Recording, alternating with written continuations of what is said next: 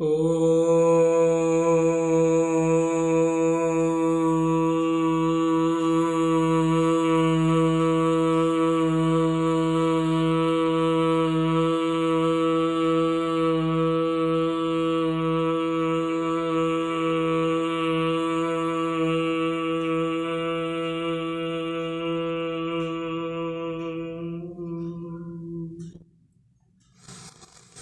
यो भूतं च भव्यं च सर्वं यस्याधितिष्ठति स्वर्यस्य च केवलं तस्मै ज्येष्ठाय ब्रह्मणे नमः। यस्य भूमिः प्रमान्तरिक्षमुतोदरं दिवं यश्चक्रे मूर्धानं तस्मै ज्येष्ठाय ब्रह्मणे नमः।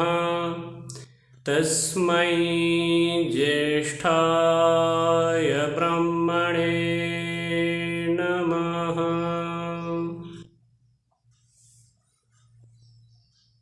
सबको सादर नमस्ते जी।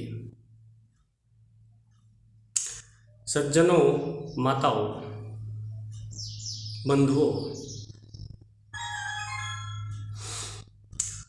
आज मैं इस वीडियो के माध्यम से आप सब लोगों के सामने आर्य समाज के पहले नियम के विषय में बताने जा रहा हूँ। आर्य समाज का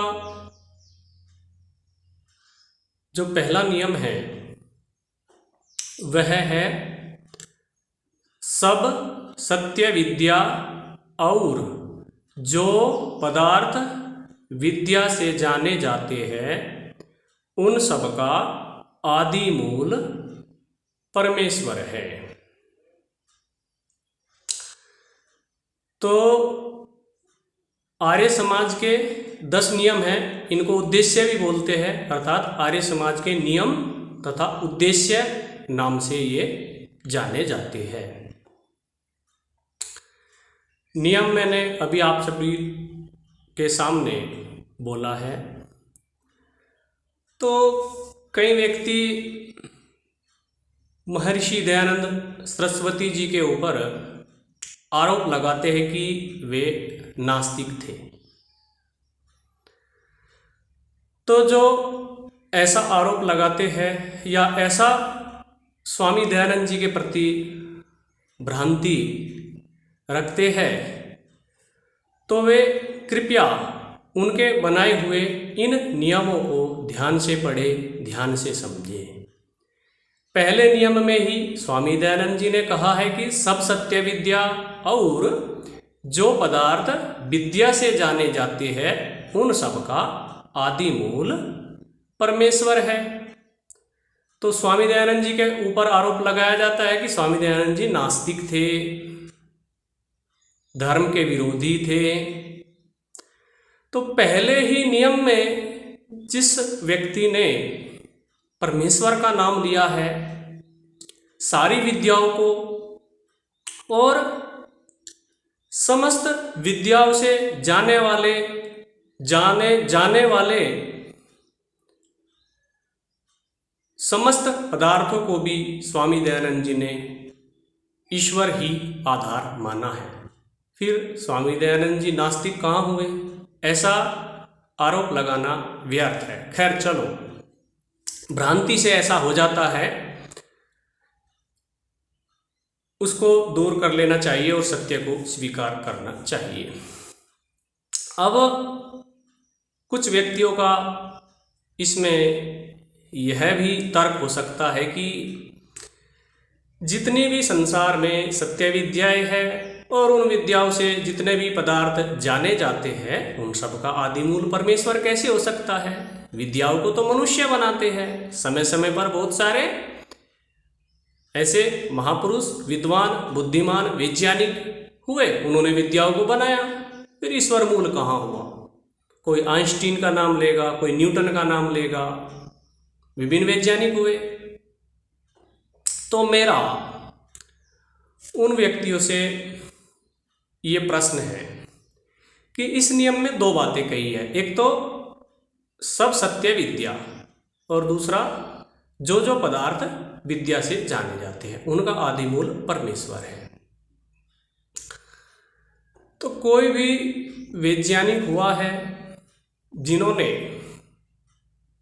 अनेक ग्रंथों की रचना की है, कोई भी विद्वान हुआ है, महापुरुष हुआ है, ऋषि महर्षि जो भी कोई हुए हैं, जो अपने अपने अलग अलग विषयों में ग्रंथों के प्रणेता है, अपने विषय के प्रणेता है, रचने वाले हैं, उन लोगों के पास वो जो ज्ञान है वो कहाँ से आया, ये प्रश्न उठता है। वो सारा का सारा उनके पास जन्म से ही था अथवा जन्म लेने के पश्चात उनके पास आया? जन्म लेने के पश्चात आया तो फिर कहाँ से आया, ये प्रश्न उठता है। संसार में विभिन्न विद्याएं हैं, खगोल विद्या, भूगोल विद्या, अंतरिक्ष विद्या, भौतिक विज्ञान, रासायनिक विज्ञान, भूगर्भ विज्ञान, कृषि विज्ञान आदि आदि बहुत सारा विज्ञान मिलेगा, बहुत सारी पुस्तकें मिलेगी, अनेक वेद, वेदांग, उपांग,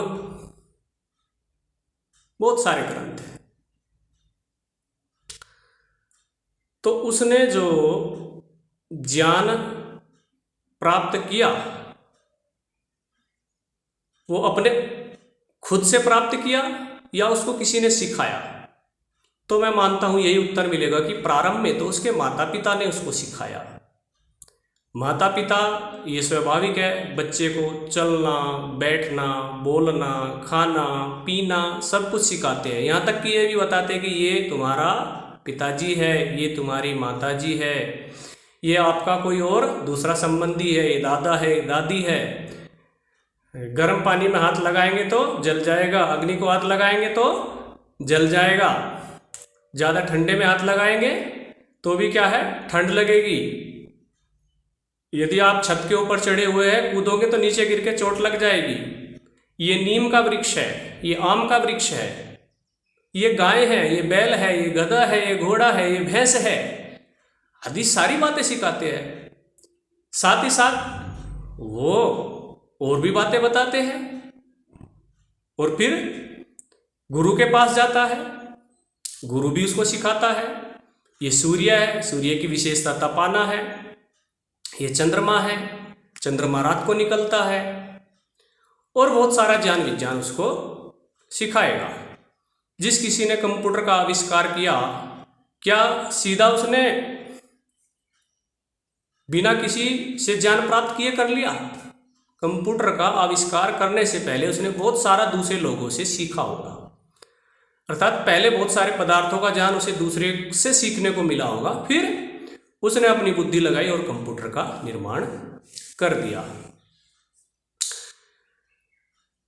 तो फिर उसका अपना कहाँ हुआ? उसके पास तो माता पिता से, गुरु से आया। अब आगे प्रश्न बनता है कि माता पिता और गुरु के पास कहाँ से आया? तो उसका भी यही उत्तर है कि उनके माता पिता और जो गुरु थे उनसे आया। फिर उनके माता पिता और गुरु के पास कहाँ से आया? तो उनके पास उनके माता पिता और गुरु थे, उनसे आया। तो इस प्रकार से पीढ़ी दर पीढ़ी, पीढ़ी दर पीढ़ी हम सृष्टि के आदि में जाएंगे तो हमें पता चलेगा कि सृष्टि के प्रारंभ में जिसके पास वो ज्ञान विज्ञान आया तो कहाँ से आया, कैसे आया? इतनी अद्भुत, विशाल, विस्तृत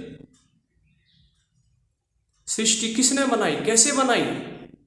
मनुष्य तो कहाँ बना करके दिखाओ, कोई सूर्य, चंद्रमा, कोई ऐसी पृथ्वी बना करके दिखाओ। इतने विभिन्न पेड़ पौधे, वृक्ष, वनस्पति, सब्जी, फल, फूल, नदी, पर्वत, पहाड़, बड़े बड़े वृक्ष, कितना कुछ बनाया ईश्वर ने। तो मनुष्य क्या इनको बना सकता है? नहीं बना सकता। तो जिसने इस संसार को बनाया सृष्टि के आदि में, उसने ही ज्ञान विज्ञान भी लोगों को दिया। अर्थात जितनी भी संसार में सत्य विद्या है वह मूल में ईश्वर से आई, अर्थात सत्य विद्या का मूल ईश्वर है। और जितने भी पदार्थ विद्या से जाने जाते हैं उनका भी मूल ईश्वर ही है, क्योंकि ईश्वर ने ही इस संसार को रचा है। संसार के जो पदार्थ है उनको देखने से पता लगता है कि इनको बड़े ही व्यवस्थित तरीके से बनाया गया है। अब व्यवस्थित तरीके से कोई भी वस्तु बनाई जाती है तो उसको कोई समझदार व्यक्ति ही बना सकता है या अपने आप भी व्यवस्थित तरीके से कोई वस्तु बन जाती है? अपने आप तो नहीं बनती। अपने आप बनती तो फिर कुर्सी, मेज, मकान आदि में हमें बुद्धि लगाने की आवश्यकता नहीं थी। बुद्धि लगाने की आवश्यकता है, बुद्धि लगाते हैं, इन सबको बनाते हैं। तो इसका मतलब कोई चेतन ही बनाता है, और मनुष्य ने इस संसार को बनाया नहीं। तो फिर किसने बनाया? तो जिसने बनाया वही परमेश्वर है, उसी का नाम क्या है? ईश्वर है। तो आदि मूल क्या है? ईश्वर ही है। ईश्वर ने इस संसार को रचा और बड़े ही सुव्यवस्थित और वैज्ञानिक तरीके से इस संसार को बनाया। इससे अच्छा और कोई बन ही नहीं सकता था संसार का कोई भी पदार्थ। सबसे उत्तम कैटेगरी बनाई।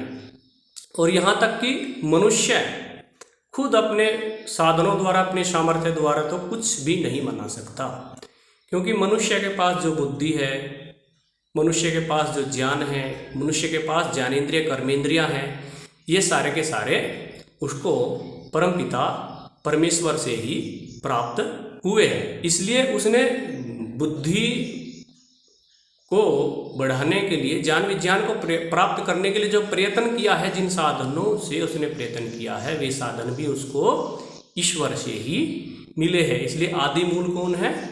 परमेश्वर है। समस्त विद्याओं का, संसार में जितने भी ग्रंथ, जितनी भी सत्य विद्याएं हैं जो मनुष्य के लिए हितकारी है, मनुष्यों का उपकार करने वाली है, संसार का भला करने वाली है, और उन विद्याओं से जितने भी पदार्थ जाने जाते हैं, चाहे हम सूर्य को जाने, चंद्रमा को जाने, विभिन्न लोकांतरों को जाने, भूमि के बारे में जाने, नदी के बारे में जाने, जल के गुणों को जाने, औषधियों के गुणों को जाने, वृक्ष, वनस्पति, फल, फूल, जो भी जितने भी हैं, इन सब के गुणों को यदि हम जानते हैं तो वो जो हमारे पास विद्या है वो मूलतः ईश्वर की ही है।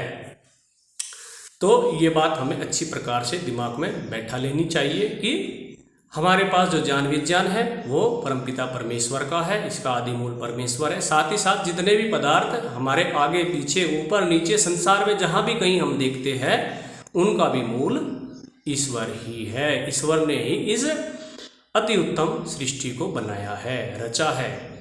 हम तो कोई अलग से बना करके दिखाए, कोई फल की नस्ल, कोई फल की किस्म, बिना भूमि के, बिना सूर्य के, बिना जल के, ईश्वर के दिए हुए साधनों में से कुछ ही प्रयोग नहीं करना,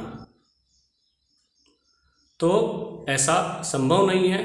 इसलिए ईश्वर क्या है? अद्भुत है, उसकी रचना अद्भुत है। उसकी रचना को देख करके हम उस बनाने वाले ईश्वर को स्मरण करते हैं।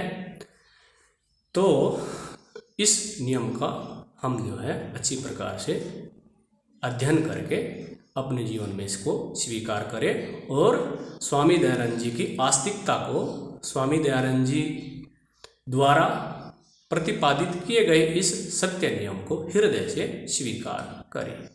इति ओम।